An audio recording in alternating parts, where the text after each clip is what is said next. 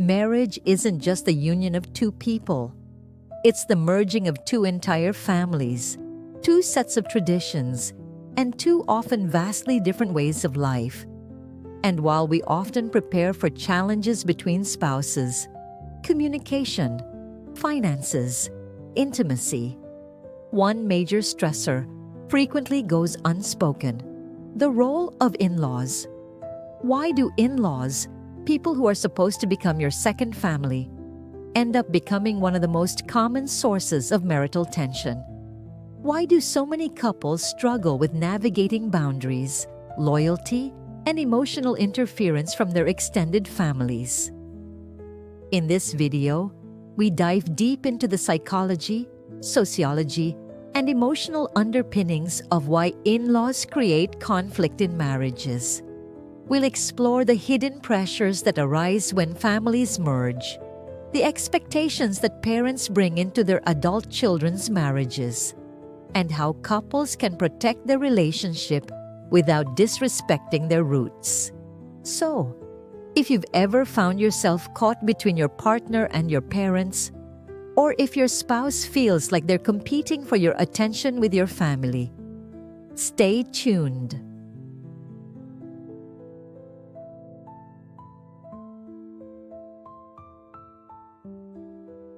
The emotional triangle, a psychological framework. In psychology, there's a concept called the emotional triangle. It describes a dynamic where tension between two people is often managed by drawing in a third person. In marriage, this triangle often includes a parent, especially when there's unresolved emotional dependence. For example, when a husband feels emotionally indebted to his mother, or a wife is still highly influenced by her father, conflicts between the couple might be buffered or worsened by turning to the parent for emotional support. What begins as venting or seeking advice can quickly escalate into a loyalty conflict. Parents may feel obligated to protect their child or offer unsolicited advice, and spouses may feel invaded or undermined. This triangle erodes trust in the marriage. Spouses begin to wonder, are you with me? Or are you still living under your parents' roof emotionally? Competing loyalties, spouse versus parents. One of the deepest and most painful tensions in marriage involving in-laws is the feeling of having to choose. Who do you prioritize? Your spouse, the partner you chose to build your life with, or your parents, the people who raised you and shaped your values? This becomes especially intense in cultures where family loyalty is seen as sacred. In collectivist societies, parents often expect to remain central in their children's lives, even after marriage. A daughter-in-law who wants privacy or independence may be seen as disrespectful. A husband who defends his wife may be accused of being taken away by her. This leads to identity fragmentation. Partners feel torn between their roles as children and their roles as spouses. And when those roles clash, resentment brews on all sides. Intergenerational habits. When patterns clash, every family has its own microculture, rules about how to communicate, express anger, show affection, and handle money. When two people marry, they bring not just their love, but their family operating systems. One family might be loud and expressive, the other reserved and indirect. One may be deeply involved in each other's lives, while the other prizes independence. In-laws often expect their new son or daughter-in-law to conform to their way of doing things. Holidays must be celebrated this way. Children must be raised that way. If the spouse doesn't adapt, they're seen as rude, stubborn, or ungrateful. This friction is rarely about who's right or wrong. It's about unspoken assumptions. Each side believes their way is normal. And when difference is perceived as threat, tension is inevitable. The role of expectations, control versus acceptance. Many in-laws have deep, unconscious expectations for their child's marriage. Expectations they may not even realize themselves. A mother might envision being part of every decision in her son's life. A father may expect to guide his daughter's financial planning. These expectations, when unmet, can feel like betrayal, not just of tradition, but of identity. At the same time, the new spouse may feel smothered. They may interpret involvement as intrusion, advice as control, and help as interference.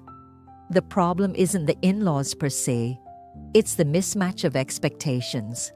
One person expects closeness, the other craves space. One sees parental input as support, the other sees it as surveillance. Boundary problems, when lines are blurred. Healthy relationships, whether between couples or families, require clear boundaries. But many families struggle with the idea of emotional separation. Some parents believe that being a good parent means staying deeply involved in every detail of their adult child's life. They may call daily, drop by unannounced, or insert themselves into parenting decisions. This isn't always malicious. Often it comes from love. But love without boundaries becomes suffocating. For a spouse, this feels like competition. They may feel displaced, as if the real partner in the marriage is the parent, not them. This leads to feelings of exclusion, powerlessness, and even jealousy. Establishing boundaries, gently but firmly, is essential. But many people fear setting limits with their parents, especially if guilt, obligation, or enmeshment are involved. Enmeshment, when parents can't let go. Enmeshment is a term used to describe family systems where personal boundaries are blurred or non-existent. In enmeshed families, children grow up feeling responsible for their parents' emotions, and vice versa. In adulthood, this becomes a major problem in marriage. Imagine a husband whose mother calls every day crying because she feels abandoned, or a wife whose father insists on reviewing every major purchase she makes. These patterns make it nearly impossible for the couple to establish autonomy. The enmeshed parent sees independence as rejection, and the spouse sees the enmeshment as emotional manipulation. This creates a triangle of guilt, resentment, and exhaustion, one that can eventually unravel the marriage if not addressed. The daughter-in-law syndrome. Research and anecdotes alike suggest that the daughter-in-law and mother-in-law relationship is one of the most notoriously difficult dynamics in many cultures. Why? Because this relationship often carries unspoken competition. The mother, who has been the primary woman in her son's life for decades, now sees another woman stepping into that role. And the daughter-in-law, trying to assert her place in the new family, may feel judged, micromanaged, or excluded. In some cases, mothers-in-law see the daughter-in-law as a threat to their influence. In others, they unconsciously replicate the control they once had, now over someone who does not share their loyalty. Unless both women engage in open communication and mutual respect, this dynamic can poison the entire family system. The role of gender norms and cultural pressure. In many societies, gender roles amplify the in-law problem. For example, Women are often expected to be peacemakers, caregivers, and bridge builders, expected to fit in with their husband's family without complaint. Meanwhile, men are socialized to avoid confrontation, especially with their mothers, which can leave their wives feeling unsupported and alone. In traditional households, a new bride may be expected to defer to her in-laws, take care of them, and put their needs above her own, all without clear reciprocation. These gendered expectations turn marriage into a silent battleground where adaptation is expected from one side only. That imbalance creates bitterness, loss of identity, and deep relational wounds. Protecting the marriage, a new family unit. Ultimately, a successful marriage must become its own protected space, emotionally, spiritually, and physically. This doesn't mean cutting off family. It means creating a new unit with its own values, rules, and priorities. Couples must have open discussions about boundaries. When will family be involved in decision-making? How often will visits happen? Who gets a say in how children are raised? More importantly, the couple must show solidarity. That doesn't mean blind loyalty, but it does mean making the marriage a priority. When one partner feels alone in navigating in-law tension, resentment grows fast. Healthy couples face outwards as a team, not inwards in blame. Healing the rift. What can be done? So what can couples do to ease the tension with in-laws? Communicate with compassion. Instead of accusing, express how certain behaviors make you feel. Set boundaries early. Be proactive. Don't wait until resentment builds. Have united fronts. Discuss issues privately, but present agreements publicly. Give grace. Remember that in-laws are also adjusting. Some missteps come from insecurity, not malice. Seek therapy if needed. Family therapy or couples counseling can be life-changing in untangling deep-rooted emotional patterns. Understanding why in-law tension arises is the first step. But what can you do when you're stuck in the middle? Or when your spouse is hurting from your family's interference? Let's move into a few grounded, practical strategies.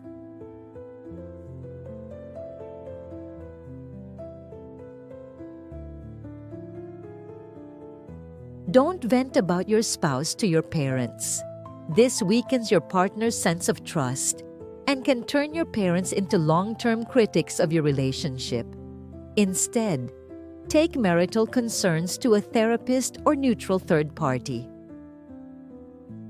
Use we language. Saying "we've decided" signals unity.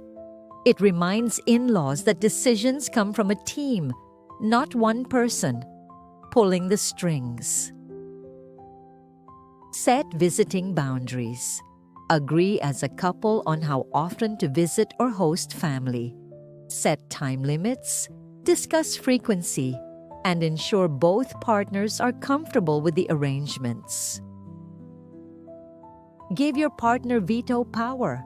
If something your parent does causes your spouse distress, take it seriously. Honor their emotional safety over family politics. Establish private couple rituals. Weekly date nights, morning coffee together, or even shared silence strengthens the relationship and reminds you that you two are the core unit. Be patient. In-law relationships often evolve slowly. Initial friction doesn't mean permanent conflict. Stay consistent and give time for emotional shifts to take place.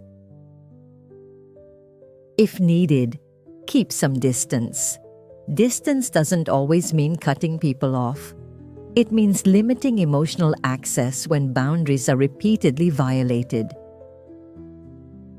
Educate your partner gently about your family.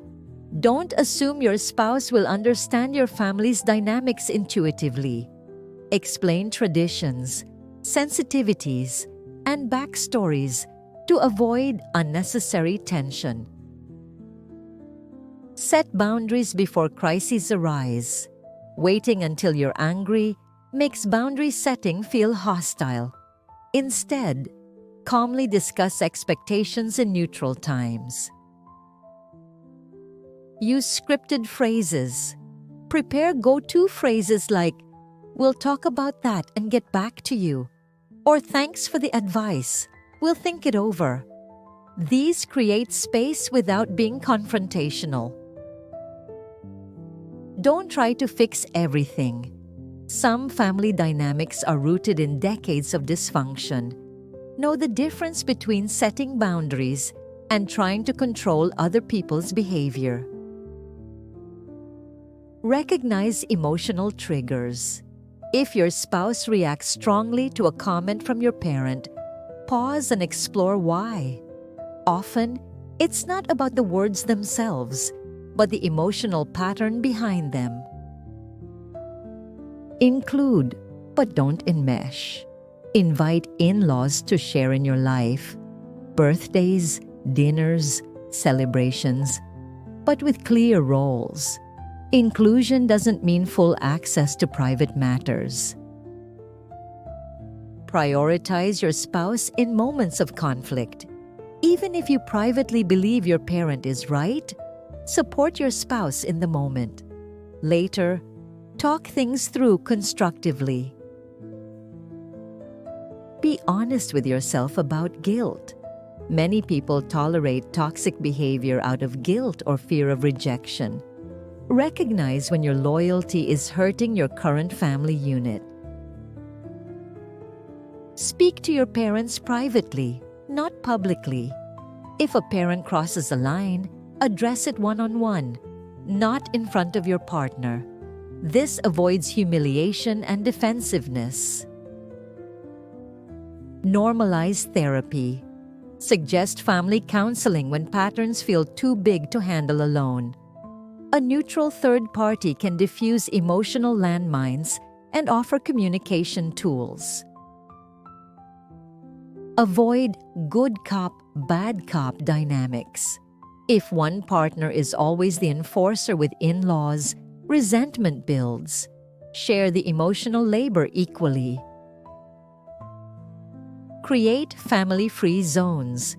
Decide which parts of your life will remain unaffected by in-law involvement, such as vacations, parenting choices, or holiday planning. Celebrate small wins. If a difficult in-law makes an effort, however small, acknowledge it. Positive reinforcement goes a long way in changing long-term behavior. Learn to say no without guilt. No can be a complete sentence, and saying it with calm conviction often gains more respect than constant people-pleasing. Understand their fear. Sometimes, what looks like control is actually fear. Fear of losing connection, fear of aging, fear of being left out. Compassion doesn't excuse bad behavior, but it can shift how you respond. Don't make your spouse choose. Avoid forcing ultimatums unless absolutely necessary. Help your partner transition out of old patterns with patience, not pressure. Manage holidays intentionally. Alternating years, combining visits, or creating new traditions can help diffuse tension over who gets you during holidays, a common trigger. Build a shared narrative. Talk about your future as a couple. What kind of family culture do you want? What values do you want to pass down? This vision helps you both align against outside pressure.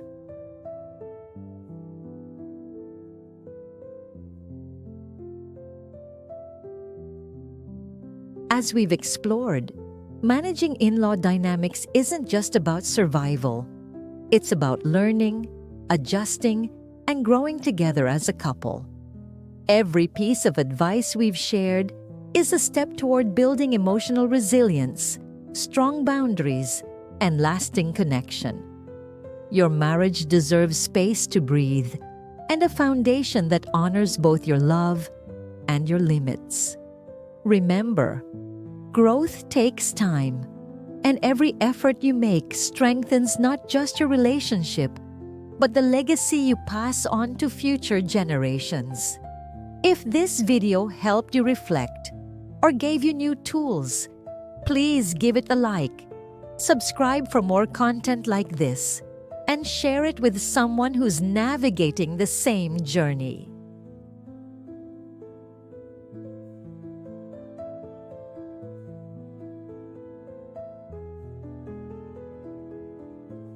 Thanks for spending time with us today. Keep choosing love, but never forget that protecting your relationship from outside tension is one of the greatest expressions of love there is. Until next time, take care of each other and yourselves.